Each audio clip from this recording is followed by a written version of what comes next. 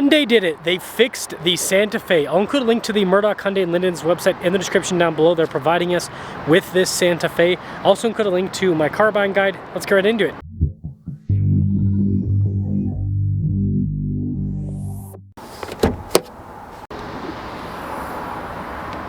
Under the hood, we have a 2.5 liter turbo 4-cylinder that goes through an 8-speed, no longer a dual clutch, it's now a torque converter. 20 around town, 28 on the highways. The fuel economy, power outputs are 277 horsepower and then 311 pound-feet of torque. I'm trying to hit 500,000 subscribers before the end of the year. I'd really appreciate it if you'd help me out with that. Now the Santa Fe, when it comes to the design, well, it's very boxy. Look at the hood, and then you can see the headlights with the grille pattern, and yeah, it's a box. Kind of reminds me of the Ford Flex, which I don't think is a bad thing. Tire wheel setup is 235 by 60 by 18. You've got some silver with some blacked out trim on the wheels, unpainted fender flares, little Santa Fe logo there. You can see the mirror caps are body painted, same thing with the door handles. And look at that, I mean, come on, Ford Flex, but it's the Hyundai version. Now when it comes to the key fob features, we have lock and unlock. You've got remote starts, the opening for the hatch there. Cool design. Popping into the back, we've got some USB action. We also have a vent set up for the rear passengers on either side. They can even control the fan speed here in the back, and there are these little buttons to fold down the second row. Third row is manual. With the third row folded down, you've got tons of space. Now the third row itself, I would reserve it for kids. There's good headroom. The legroom's just going to be a little bit tighter with the Santa Fe setup. But the taillight's super low on the back here, so that's kind of an interesting design touch. That will cap things off for the exterior of the Santa Fe. We got a lot of muscle with this week's giveaway. The first car is a 1964 Corvette Resto Mod with a 500 horsepower small block V8, a 5-speed Tremec manual, and upgraded brakes to give you modern performance. The next is a new Z06 with all of the carbon fiber and the 5.5 liter flat plane crank V8 producing 670 horsepower. On top of that, you do get $60,000 in cash if you win this giveaway to help pay for the taxes. As always, use code BHC or click the link in the description down below or in the pinned comment. This will give you 4x bonus tickets on any donation, $25 or more. Let's now check out the interior. Really nice trim on the door panel with all of the soft touch. You've got nice stitching too. Cup holders. Legroom here in the second row is good. We've got a little storage pocket. We've got more vents with the H pattern. You notice the H pattern is everywhere. You can also access the center console from the back, which is nice. Keyless entry for up front. Let's check it out. Blind spot monitoring with the mirrors. You've got more of that nice soft touch trim all over the door panel. Front seat here, perforated down the center. It's got power adjustments and lumbar support. The front passenger seat's manual with the adjustments. And let's fire up that 2.5. The steering wheel has more of that soft touch trim all around. Paddle shifters on the back.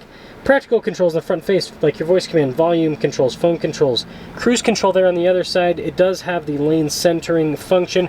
Regular stocks in the back, and you notice we actually have a column shifter to free up space. Digital gauge cluster, which you can press the pages button and then it'll scroll through a few different menus depending on what you want to see information-wise. And then when you change the drive modes, it doesn't change the cluster, but it changes how the car performs. Just a backup camera in reverse with this particular package. And then as for the infotainment system, the camera doesn't like it, a little bit of glare, but it is quick to respond. Everything's easy to read too. Below that, we've got physical buttons for the radio, dual zone climate controls, heated seats, and you got physical buttons for items like your drive mode select, 4-wheel drive lock, auto stop start, hill descent control too. 2 phone charging pads with some USB port action in front, some storage behind, and then here's that center console. You can of course open it from the front too. And then you've got storage underneath the whole console. 2 glove boxes, so you've got the lids for both those top and then bottom, and then just a regular rear view mirror, no sunroof with this. Now this one's a 26 SEL with the 2.5, 41,670. Let's see how this Santa Fe performs. Let's see how this performs with the new transmission. And again, we had another big win, guys. Everyone in the comments and people reviewing the Santa Fe, we all complained about the dual clutch. We all complained about it. And our complaints were heard. And so you got to give props to Hyundai for actually listening to people. But again, it goes to show you that if you respectfully complain about something, in the sense of, you know, you don't want to, it's a fine line, because if you complain in just the right way, then you go full Karen, and you never want to go full Karen. But you want to let automakers know like what they're doing wrong, like how they can make a car better. And that was one big thing. It's like, stop putting dual clutches in vehicles that aren't sports cars. It doesn't make sense. And so yeah, they took it out of the Santa Fe, right? It just goes to show you, again, if you vote with your dollars, you don't buy a car because it has something that needs to be fixed, well, the automaker is either going to discontinue that car or they'll fix the problem. That's usually one of those two answers. So yeah, with this transmission, of course, it's super smooth. Now, the dual clutch wasn't unsmooth for the most part. You know, it kind of had that weird lurching at low speeds. You're not going to get a torque converter. I think the other problem is dual clutches just aren't all that reliable under loads. You know, you push it a little bit too much with a big vehicle like this, and dual clutches just tend to kind of poop out. So nice. So it's not like the acceleration with the torque converter is not any better. Feels about as quick, but it's just smooth. You don't get any herking and jerking. And again, the low speed is the most pronounced difference. So here, kind of flip around right here. Okay, you look at this, right? The dual clutch is gonna be kind of jumpy. This, I'm purposefully, you can see how I always have consistent, even though I'm pressing the brake and the gas after. Look at that. So it's just consistent, right? Obviously you got turbo lag, but there isn't the lurching that you get. So it's just much better with the overall performance feel.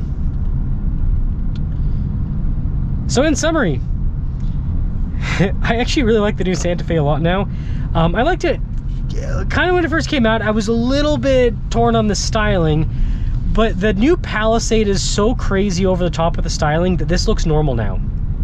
Like seriously, go to a Hyundai lot, go look at a Palisade, go look at a Santa Fe, and you'll be like, man, the Santa Fe kind of looks reasonable, kind of looks normal. Maybe that was Hyundai's plan, right? But yeah, this thing drives great, and I think if you don't need the space of the Palisade, this saves you a little bit of money, and you have pretty much just as much power as the Palisade with this, actually. And since you got a torque converter, you got the smoothness. I think this is actually, I don't think it's got double pane on this. Oh, it actually does. So this even has double pane glass even on this package. So you actually get a very insulated interior. So overall, the packaging, the looks, everything, this is a very nice setup. They did a really good job. And so I think the Santa Fe should at least be on your short list.